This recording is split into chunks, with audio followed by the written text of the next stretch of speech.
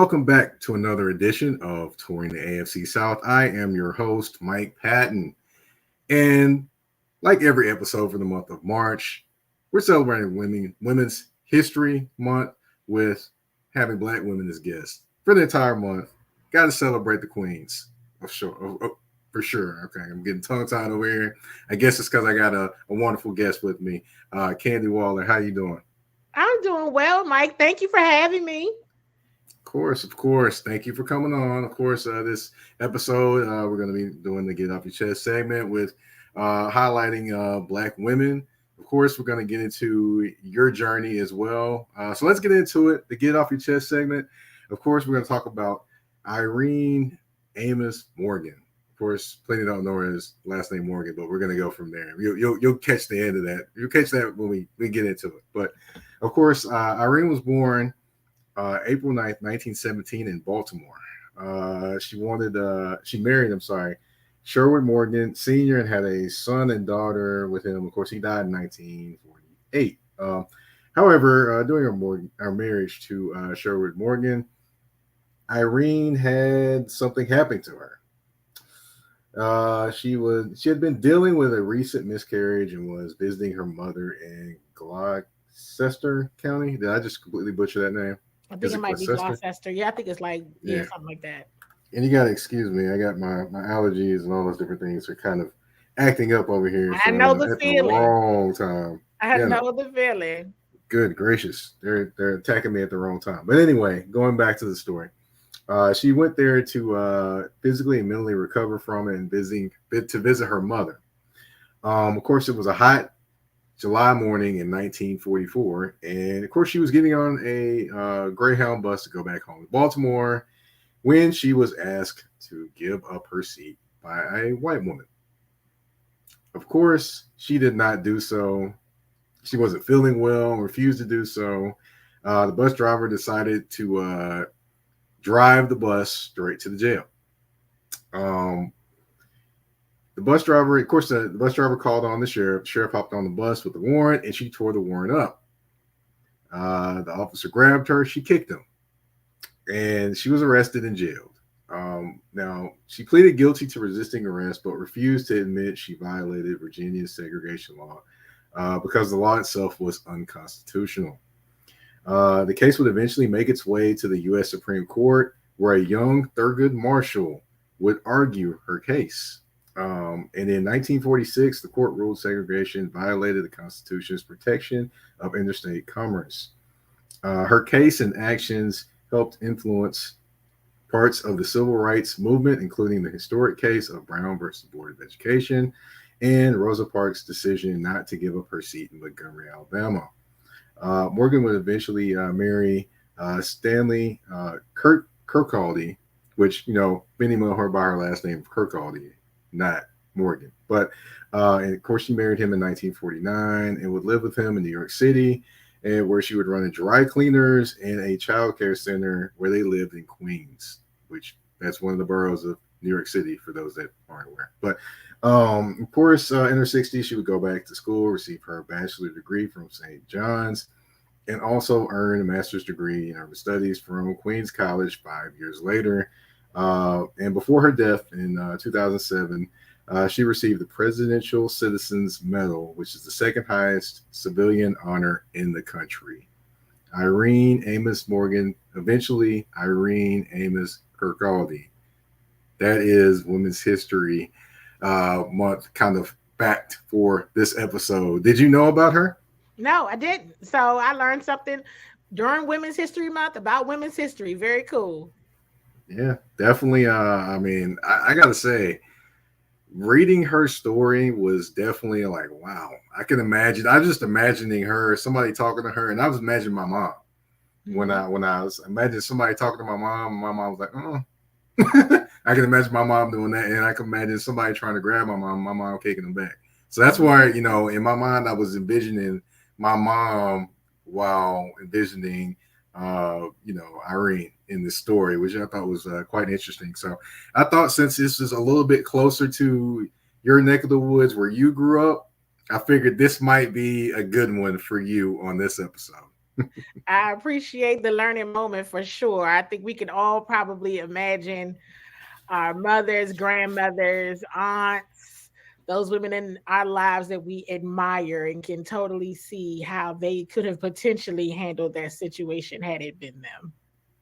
Right, right. And I'm just so glad that she did what she did because if not, of course, the things I mentioned, Brown versus Board of Education, Rosa Hmm. Parks refusing to get up on the bus, those things might not have ever happened and been handled the way they've been handled if it were not for her. Hmm. So, that definitely is a great moment in history that she stood up for herself in that moment, for sure. But let's transition and talk about your moments and your time. Of course. So, how was it growing up? I did a little research. I believe you grew up in PG County. I am a Prince George's County proud native, born and raised in Prince George's County, Maryland. Yes, I tell people all the time the only time I left was for 4 years when I attended Hampton University in Hampton, Virginia. So, yep, born and raised PG County and still reside in Prince George's County, Maryland now as well. All right, all right. So I got to ask, what was it like growing up in PG County? You hear about that, and you hear about people talk about Kevin Durant and the native son and all those different things. But how was it really growing up in PG County? I love growing up in PG County. I mean, I have a close knit group of friends that I'm still friends with to this day that I went to middle school and high school with. I still talk to a couple of friends that I even had in elementary school. So I enjoyed it. I mean, going, once you're traveling and everything, it's kind of like for me, I'm kind of a homebody in that way where it's like no place like home. But in Prince George's County, while it's still quite big, there's a lot of schools throughout the county. It's still like 6 degrees of separation. Everybody knows somebody that went to this high school, went to that. Certain games were always the big games of the year. Of course, there's always the schools where it's like the cool kids go to this school or these kids go to that school, all of that sort of thing. But PG County is a cool county. There's always shows and movies about the athletes that come out of Prince George's County. You may have seen the documentary called Something in the Water about the basketball talent that comes out of Prince George's County, Maryland. So it's always a lot to cover from a sports perspective and just overall fun perspective. PG County Okay. is a cool place to be. All right, all right. Now, of course, you weren't always just known as a journalist or anything of that nature, but I have to know, when did kind of journalism and sports kind of first cross your path in your life and kind of, make you think about those different things? One of the things that you may have read about me, you may have heard and saw me say is that I liked all the kids shows. Trust me, I like cartoons, I liked all of that. But one of my favorite shows was the George Michael Sports Machine. I love George Michael Sports Machine, and those from the DC area and of course nationally, George Michael. If you are into sports, and his show just meant so much watching it on a Sunday night because it made you feel like you went to every single event that George was talking about, whether it was the rodeo, whether it was a NASCAR, whatever it was, you knew about everything, and he made you feel like you were right there in the moment. So that's kind of where the love of sports and passion came from, and just overall watching competitive sports. Now, in terms of being a journalist, that started to seep in when I was a teenager, when I would be watching the drafts. Mike, I know you follow me on several of the pages, and I said, covering the combine. I remember as a child, and my father even reminded me of this, watching the NFL combine, watching the NFL draft, and thinking I was one of the announcers trying to guess which player was going to get picked, or how I would have said the player and their stats and what school they went from. So I used to do all of that. And then somewhere along the lines, I can't really pinpoint it. I let the dream die. I let it go. I said, you know what? It's not a place for a woman, seems like. Um, Especially if you didn't really play, right? One, I'm a black woman. Two, I didn't really play. So, hey, probably that's not for me. So I started a career in consulting after I graduated from grad school at GW. Like I mentioned, I went to Hampton undergrad, went to GW for graduate school, and got my master's. And so I started a career in consulting, worked at all the big four consulting firms, and then I took a trip to Super Bowl 51. People who were very, very close to me knew how much I loved sports, knew how much I knew about sports, but it was something I would hide it. I would hide it. Because instantly, as soon as I would start to talk, unfortunately, men would immediately just, same old, same old. You didn't play, you didn't do this. It's all the same old, same old. So say, you know what? The path of least resistance is I will just keep it to myself. But I decided to go to Super Bowl 51 because it was in Houston. I have a brother that lives in Houston. So I said, you know what? I'm going to go. At the last minute, I was the only one that could go. And some told me to still go. So that week, I did Super Bowl 51 like a true NFL fan. I went to the NFL experience all week. I just went to everything. And a part of that week, see, sometimes the good thing about being by yourself is that you can get in everywhere. So it was only one person. So I would go to the live tapings of First Take, Undisputed, and Good Morning Football. And because it would be like, there's one seat left, that's my seat. And so they would let me in. And of course, it's early in the morning trying to get to those sets. So while I was sitting, I had sat through First Take, Undisputed, and it was that Friday sitting on the set of Good Morning Football. And I was just sitting there, and it just really sat on me and sat in my spirit and said, this is what I want to do. This is what I want to do. I felt like I had the confidence. I felt like I had the knowledge. And I just felt like I had truly, honestly, from a spiritual perspective, the Lord saying, this is what you want to do. This is where your passion and your purpose lies. And so it went from dying to being resurrected within that week and in that moment. And here I am. Wow. Definitely took us on a journey there from, the love of sports. And, we're going to go on a journey a little bit more, talk about kind of the balance and kind of the different things that you've learned over your time. But we're going to take a quick commercial break, and then we'll come right back and get into that. I'm touring the AFC South with your host, Mike Patton. Did you see my picture on the artwork for the show? Well, it was taken by Joshua Silver's Photography. Let me tell you, he handled the whole shoot with class and professionalism, and he can do the same for you.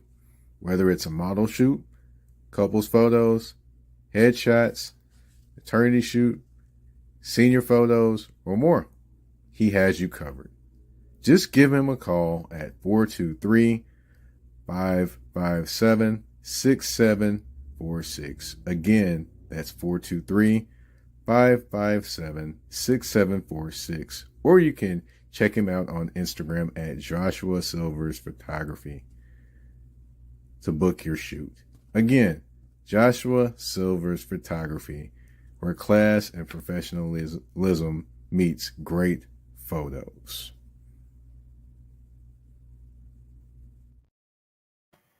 All right, and welcome back. Of course, like we left off hearing your journey towards sports, but of course, we want to kind of get in just a little bit more. I want to go back a little bit to the college days. You went to Hampton, HBCU in Virginia. Man, a funny story about that. I actually had committed to the University of Tennessee at Martin in football when I was to play college football, right? Mm-hmm. And as soon as I did, who do I get a letter from? It's two colleges, Hampton and one from Clark, Atlanta, about playing football there. I was so heartbroken because I was like, man, if I'd have got that before I signed, I could have went there, and but it didn't happen. It just wasn't meant to be. But how was it at Hampton, going to school at Hampton? You weren't necessarily into the sports life then. How was it? Well, first of all, it was 4 of the best years of my life, quite frankly. It was amazing. One of the best decisions I've ever made, really. But I did work for the football team. I did. And that's where it's kind of like you let things die, but it's kind of like it still pops up. because going to the football game, going to the basketball game, it was what I enjoyed doing. And so I remember walking into the football office one day. There's like, does anybody need any help? Like I call myself getting a job. It was like I told my person, "Want to get a job?" They were like, "Oh, okay. As long as it's somewhere on campus." And I was like, "All right." So I was really just the administrative assistant and helping out the offensive line coach, which was fantastic. It was fun. I had a good time, and it just helped. I mean, I kept stats. Um, Looked out for recruits, did research, did all that kind of stuff. And I loved it then, but yet kept it still quiet. So it was still, but still at Hampton overall, it was a true HBCU experience. I mean, we still want to make our way. You know, I'm from the PG County area, so we're gonna still make our way to Howard's homecoming because Howard homecoming was big and always will be like one of the homecomings to go to. We used to do Black College Weekend at King's Dominion. Might be dating myself here, might be telling everybody, oh damn, but we used to go to Black College Weekend at King's Dominion. It just had a ton of fun. I mean, like it was yesterday. So going to homecoming when I can fit it in during the NFL season, it's a staple. If I can get there, I'm there. And so yeah, I think the football team players, they knew I loved football, but I still kind of kept it kind of, simmer down. I'm gonna go get my psychology degree and keep taking this path of least resistance and kind of doing everything else extracurricular. Gotcha. Okay. Now, of course, I got to ask. Now you're full blown loving sports and things like that. Now you got your degree, your psychology degree. You got your HR development degree from George Washington. Yeah, I did my research, by the way. But now your love of the game is there. It's evident. You're showing it to everybody. I got to ask, how do you find balance? Because balance between life and loving sports, that's always a hard thing to find for anybody that's involved, whether it be you're hosting a show, you're covering a team, you're doing a podcast like me. I mean, of course, it's hard to find balance. How do you try to find that balance? That's a great question. And it's like I'm still trying to find it, right? I mean, I think I posted on my personal page, Mike, you may have seen it, where I was literally on my way to an appointment Friday, late morning, early afternoon. And I said to myself, I'm not working this weekend. Like literally, I just in the moment, and it was kind of funny. Like I just laughed. I had to do it. I had to do it where I said, I'm not.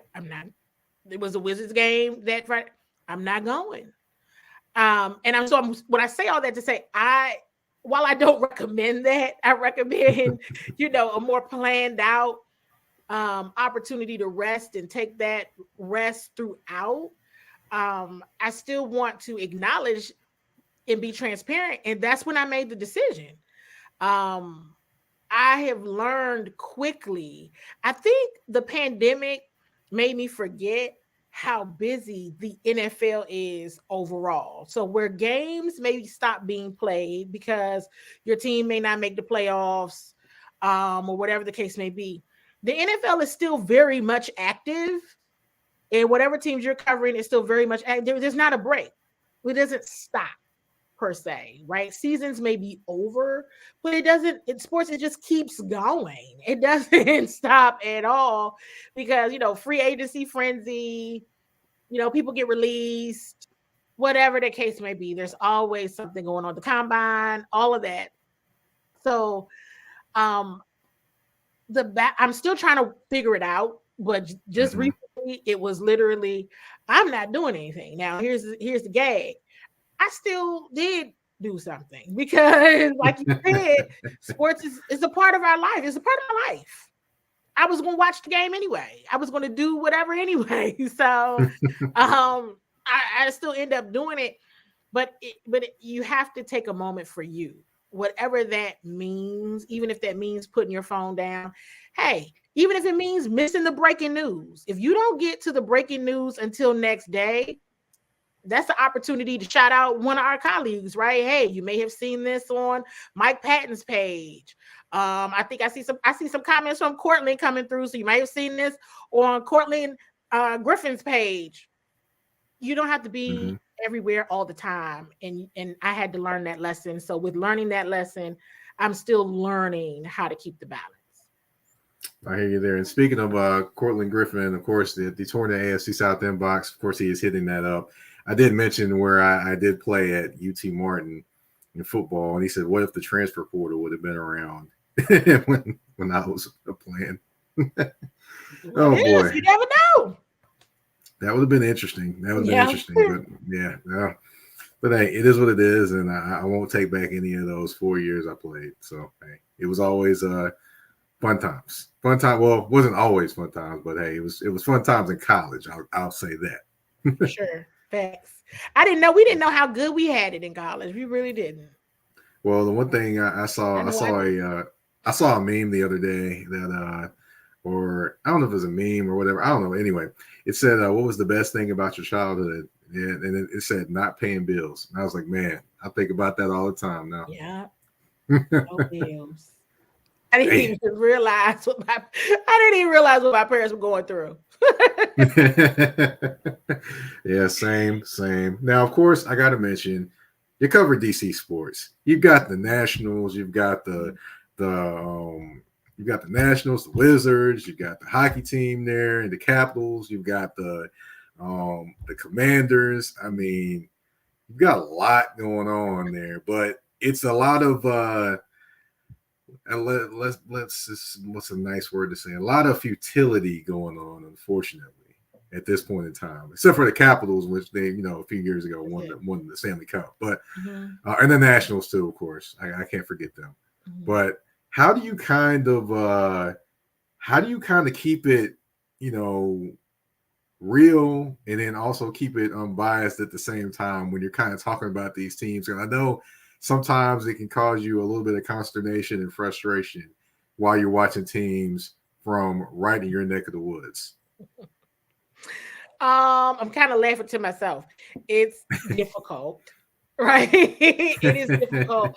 I I've gotten rather good at it, if I must say so myself. But every so often, I'll make a joke or even on myself when I start to show how I really feel. Like a colleague, a Wizards media colleague of mine, immediately thought of me at a Wizards game last week that we were attending when the game started going down the tubes. And he's like, Candy's just getting back. I'm gonna go look at her face. And he caught the picture of me and I posted it on my page because I'm being transparent. Like, hey, I got to get back into the swing of this thing because I'm really good at keeping a poker face. Now, when it's during the show, it's hard. It is very difficult, especially when all of the things with the commanders going on and all of the reports, a few years ago, it was really tough for me to keep my composure when everything was swirling with the certain reports and things were just going not well at all internally with the organization. This is pre Ron Rivera. It was hard to um tell the truth in an Mhm. unbiased way because you could tell the truth and it still be like, okay, she's all in her feelings with this one. But you got to give the news. You got to give the news. You got to share the news. And one thing we like to pride ourselves with while we're sharing, the news on Culture from the Couch, it's about transparency and authenticity and remaining objective. I always tell our viewers, don't let your fandom cloud your judgment. Right. Don't let Mhm. your fandom cloud your judgment because that has always been one of the things that we have to get used to as journalists when we may be covering our favorite team.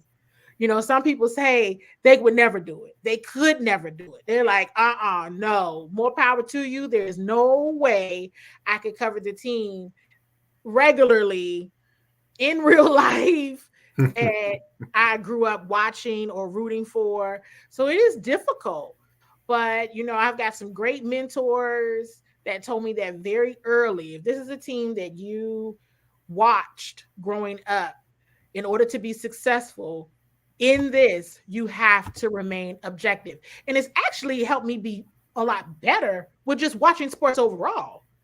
And it's also helped me enjoy the games more, right? Because sometimes it's going down the tubes and you can't even enjoy the greatness you may see from the opposing team players.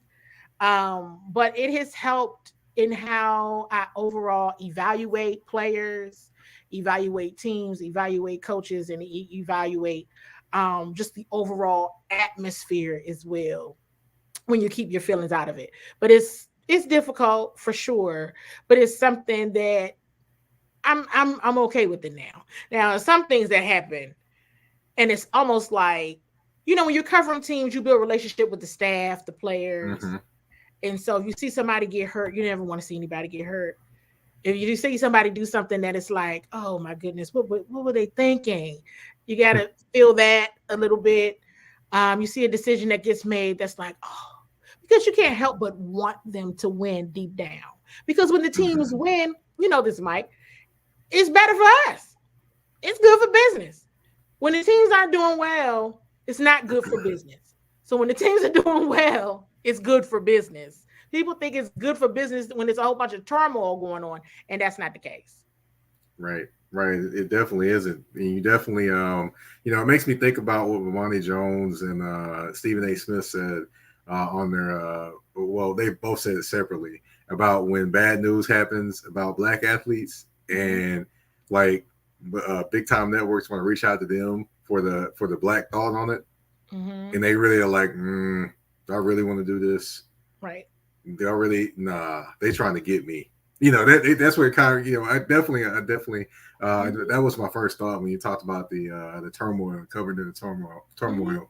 That usually those are the two guys that everyone usually goes to when it comes to Mm-hmm. opinions on things. So Yeah, yeah, and but I've had to definitely make the decision not to talk about some things, right? And I'll tell the station that, hey, um my media colleagues at larger outlets can have that topic.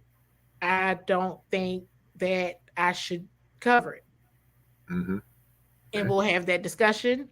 And 9 out of 10, they'll say, okay.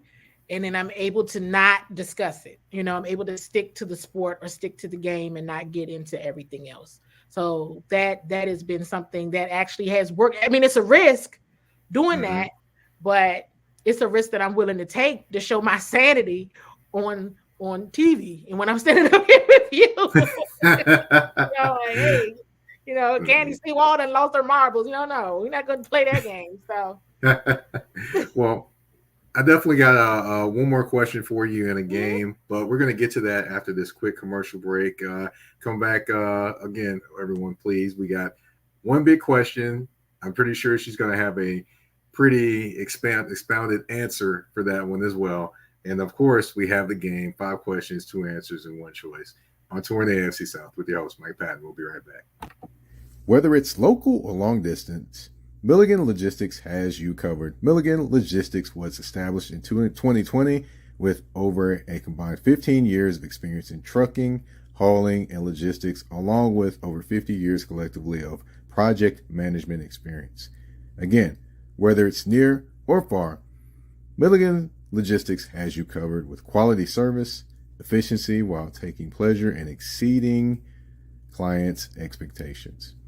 Need goods moved short or long distance? Milligan Logistics has you covered. Just reach out to them at 615 354 2618. That's 615 354 2618.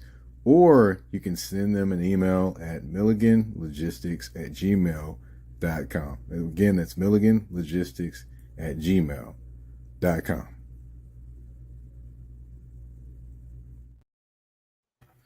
All right, and we're back. Of course, like I mentioned before the break, I have one last question that I want to ask. Are you ready? I'm ready. No, it's not. It's not a crazy question. No, Right. no, But no. okay. But I wanted to ask you, kind of over your journey, what are some of the lessons that you have learned? I'm pretty sure I probably know one of them, but over your time, just covering sports or just being out of sports, just in life in general, what's a lesson you learned, and what's something you could probably pass on to a black journalist, or more specifically, a black woman in sports as a journalist? Don't be afraid by being the only black person in the room. Don't be afraid of being the only black woman in the room. Don't be afraid of being the only woman in the room.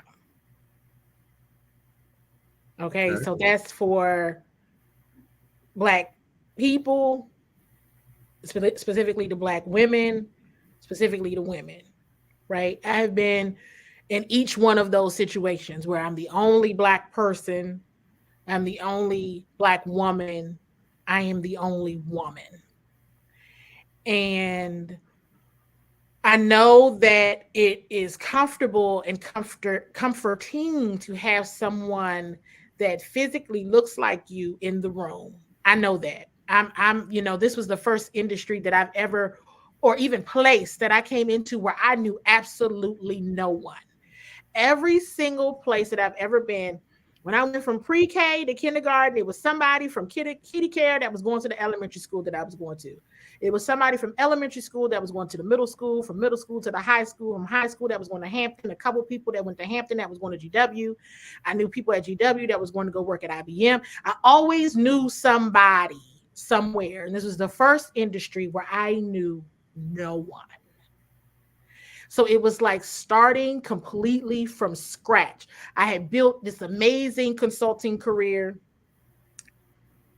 consult, write proposals like nobody's business. Now, here I am, the new kid on the block. Mind you, I am skilled at consulting, strategic communication, stakeholder engagement. That is what I do. That's what I had been doing. Yet I'm going into a space where now I have to take all of the tools, all of the networking, um, education that I had garnered over the years and had to apply it in a space where nobody knew me and I didn't know anybody. It is scary, is I don't know what. Um, you have to have a relationship with God, because when you are entering into a realm in that way, there's somebody you got to trust. And because you don't know anybody going in the room, the only person you can trust is the Lord. That's what I had to do. But I also had to let go of my fear of being the only one. I had to let it go. I had to trust God, and I had to let go of that fear. I had to let it, I just, and it's difficult and it still hits me every now and again, right? Where I'm like, oh, let me call somebody, let me see who's going to be there. Let me see who. The Lord brought me this far. If I'm the only one, whatever that only one may be, He gonna keep taking me right on there, right? And so that is, if I can instill and share that with anybody, that is what I want to share with any and everybody is, God first, and to let go of that fear of being the only one. Because as minorities and as a minority woman, it is hard. It is very hard. But don't let that fear get in the way of what you know your purpose to do, whatever that may be in your life. Gotcha, gotcha. Definitely some powerful and strong words, and it wouldn't be me unless I caught one of the words and kind of threw it to something that I thought about. But I know it's probably a little off base. But um, you said calling somebody, trying to figure out who's there. Remember how Mm-hmm. how it always goes with an event or something like that, and you're not sure if you want to go or not. You call, hey, who all over there? Yeah, Who who all over all there? going? Who's going? I want to ride together. What time you getting there? You don't even want to get out the car until you know somebody is in there. Yeah, Right. I know. That's the first thing I thought about. I was like, oh man, who all over Yep. there call? I already Yep. know. But of course, it's been a fun time chatting with you. But we have to have the game. That's 5 questions, two Okay. answers, and one choice. Are you ready? I am ready. All right. First one up. Bustin' Loose by Chuck Brown or The Butt by EU. You gotta pick Busting one loose. song. Busting loose. All right. I'm Okay. going Chuck. Oh man, I was doing with EU, but hey, I still remember the Spike Lee joint watching that movie. So okay, I got to make you choose between Wizards teammates or former teammates, I should say. Bradley Beal or John Wall. Which one you got to pick to lead your team? John Wall. Okay, all right. Pretty matter of fact with a lot of these with the first two answers. Okay, all Vintage right. John Wall. Now I'm going to the Commanders. Stephen Davis or Clinton Portis? Which back are you taking? I'm taking Clinton. All right. I'm All taking right. Clinton. Okay. All right. I'm taking Clinton. Wide receivers, Pierre Garcon or Santana Moss? Which one are Ooh, you taking? Santana Moss. Oh man, she's a matter of fact with a lot of these answers I this am. time around. Okay. Now I'll say this: this one is a sports, two sports that probably get a little bit, probably the least attention up there. The Okay. Nationals or the Capitals. Ah, that is hard. I'm gonna go Caps. Can't go Okay. against Ovi. Alexander, the great Alexander Ovechkin. So I'm gonna go Caps, and the Nets are in such a rebuild right now. I'm gonna go Caps. Okay. All right. Well, you're off the hot seat. 5 questions, 2 answers, and one choice. You handled it. You handled it like a champ. I gotta Woo, say that. But I gotta say, thank you again for coming on. Thank you again for allowing me to kind of bring everyone into your story and how you got to where you are. You know, can you tell everyone all the things you're working on, where they can find you on social media, all those different things? Because I know you have a lot on your plate, and who would be best to say that other than you? I appreciate it. Thank you again, Mike, for having me. I really appreciate this. And thank you for taking me down memory lane. This has been like a month of reflection anyway. So I appreciate the opportunity to share. But you all can see my Twitter handle here at Seawall SE. You can also find me at Seawall Sports for sports news. You can also on Instagram and then Bowie TV Sports as well on Instagram. I have so many pages. And then it's my personal page is CEO Seawall on Instagram. On Facebook and YouTube, it's at Seawall Sports and Entertainment. Bowie TV on the board of directors, sports director. If you are local to the Washington metropolitan area and have not cut your cable, you can see my shows every day from 1:30 to 2:30. The Culture from the Couch series is a Washington Commanders update and a weekly DMV sports update as well. So they're on channel 11 if you have Verizon Fios, and channel 77 if you have Comcast Xfinity. And I'm also the president of the Seawall Foundation, where we teach youth and young adults transferable skills such as conflict management, mitigation, collaboration and teaming, communicating with the public, and specifically for athletes, it's communicating with the press and media. So that's everything. I have a website too. You can join the email list, www.seawallse.com. Well, I have my pen over here, so I was trying to take down notes, but I think my pen ran out of ink with how many things you're working on. That is, it's amazing. You're working on a lot of different things. It is very true. It's truly amazing that you're still here smiling and have all this energy with all the things that you worked And I on. feel like a crazy person. I didn't even mention Sports Illustrated Fan Nation, Inside the Wizards. For Wizards fans, check out that page too. I can't even keep up with everything. So yeah. Well, I got a joke, but I'm not even gonna say that on there because people will be done got mad at me and said, "Hey man, you can't be doing all that." But we're gonna go ahead and kind of end the show. I want to thank everybody for tuning in. Of course, if you want to find me on Twitter, you can find me at general_. I got the old Twitter handle. Sorry. You can find me on Twitter at MikePatton82. That's MikePatton 82. Of course, Touring the AFC South is available on Apple Podcasts, Spotify, Google Podcasts, iHeartRadio, Amazon. Let's see, I'm running out of places to name. But anyway, it's everywhere. It's basically what I'm saying. So, you can tune in there. And you can also go and watch the replay of the actual live show on YouTube if you'd like to see us while we talk. So, I just want to thank everyone for tuning in and watching and listening to this episode of Touring the AFC South. We're out.